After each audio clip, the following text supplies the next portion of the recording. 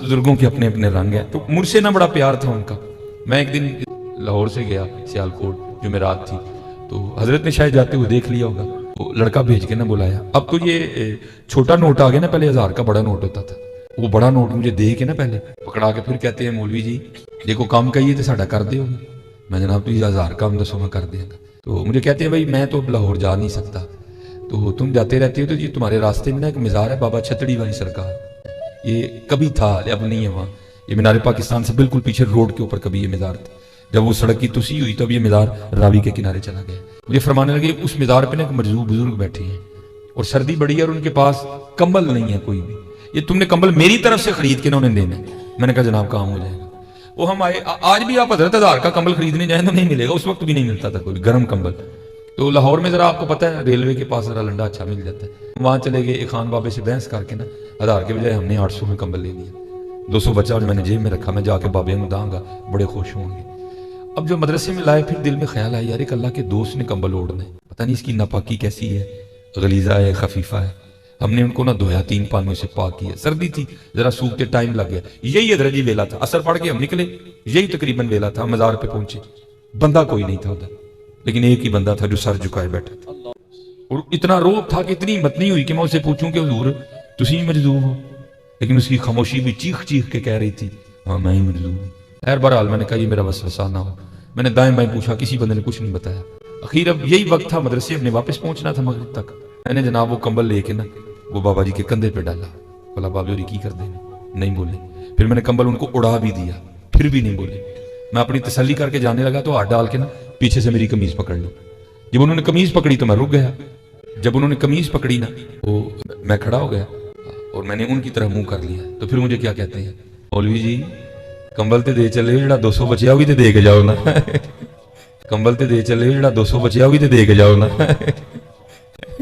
कंबल ते दे चले जरा 200 बचिया भी तो दे के जाओ। मेरे हजरत उन्होंने पैरों के नीचे से जमीन निकाल दी। दिन सर्दी के थे, मेरे पूरे वजूद पे पसीना आ गया, जिसको पंजाबी में तरेली कहते हैं। मैं भीग गया हजरत।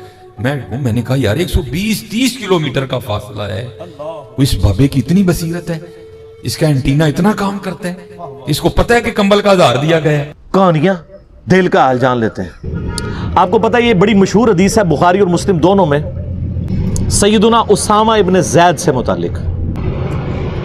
एक जंग के दौरान काफिर से मुठभेड़ के दौरान जब वो काफिर उनकी तलवार के नीचे आया तो उसने कलमा पढ़ दिया, लेकिन उन्होंने फिर भी उसे कत्ल कर दिया।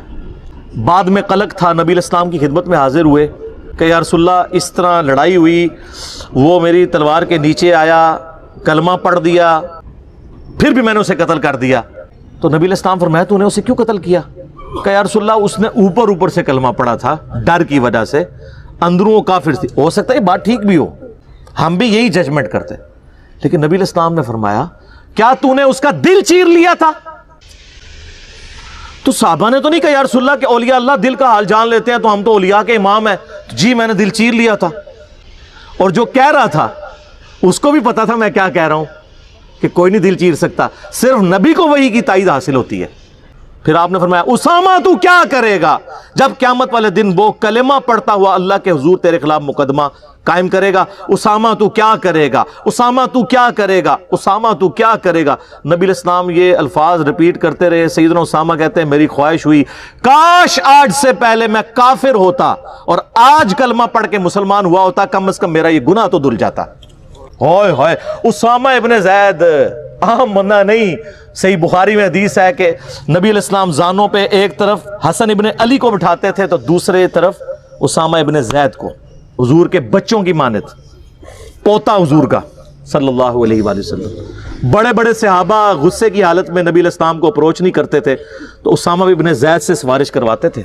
वो जो बुखारी मुस्लिम में हदीस है जब फातिमा नामी औरत की चोरी का मुकदमा आया और नबी इस्लाम को सिफारिश की गई, वो भी उसामा के जरिए की गई थी, लेकिन हुजूर ने उधर भी लिहाज नहीं किया। आपने फरमाया तुम लोग मुझे सिफारिशें करवाते हो, अल्लाह की कसम तुमसे अगले लोग इसलिए तबाह बर्बाद हुए, उनके अशराफिया के लिए अलग कानून होते थे और आम लोगों के लिए अलग।